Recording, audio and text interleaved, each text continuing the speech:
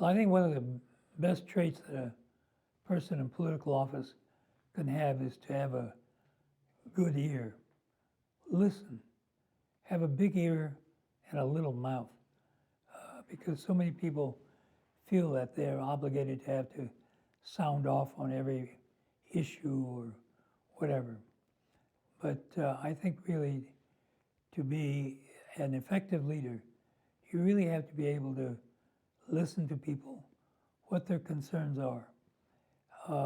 Because as an elected person, you are representing them. And so I've always tried to speak out for those who didn't have a voice in government or were underrepresented in terms of their own interests or their own goals and aspirations. I look at being a gay person and being someone who's Japanese American. So I know both what it means to suffer the sting of discrimination in a kind of double way. I call it a double vulnerability. But in politics, it's kind of an odd thing. It's paradoxical. It's actually a strength to be somebody who the public understands as someone who understands it, right? And they kind of give you a trust to be the voice, to be a conscience. And so, you know, if they sense, if the public sense, if the people sense that you're comfortable with that you've made an effort to embrace this, to embrace this identity within yourself, I think there's an odd sort of trust that they have in you that you're going to do the right thing. Perhaps the most effective type of leader is the one who leads without you knowing it or noticing it. And all of a sudden you find out you've gone where he wants you to go or she wants you to go. And then you smile because actually it's where you wanted to go and you didn't know it. I mean, people say, oh, I'm mad the government doesn't do anything. We've had gridlock. Yeah, we've had gridlock because you vote for people who won't do the necessary things. Now, you have to establish yourself as a person of principle.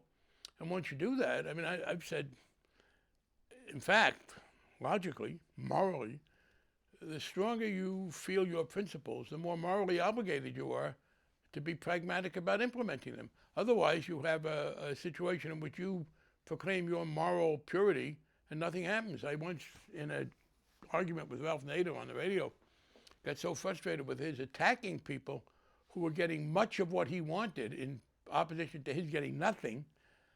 I said, Ralph, you are luxuriating in the purity of your irrelevance.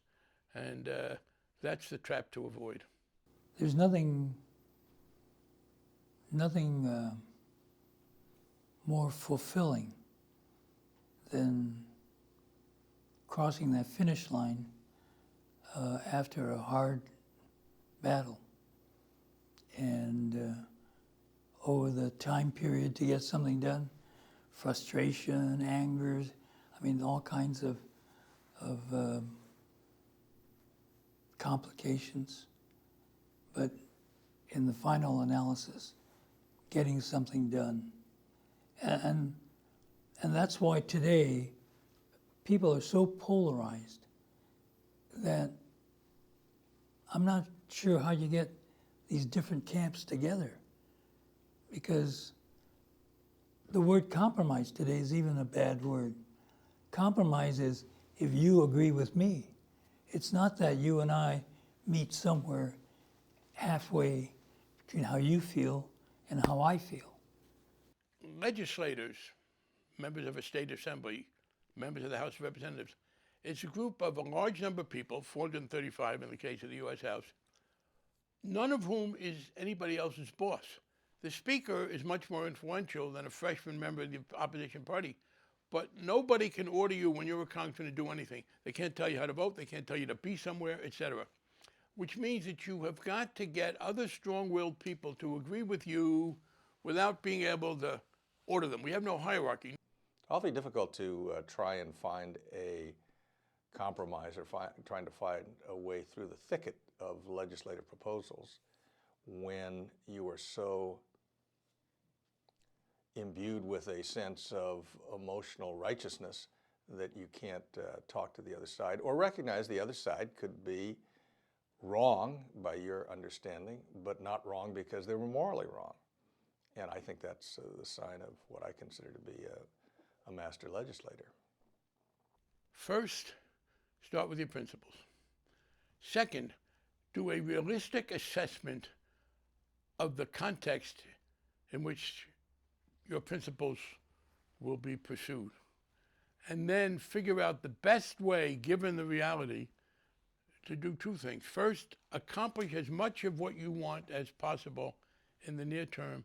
And second, figure out what you can do in the longer term to be able to get even more. It's a two-step process.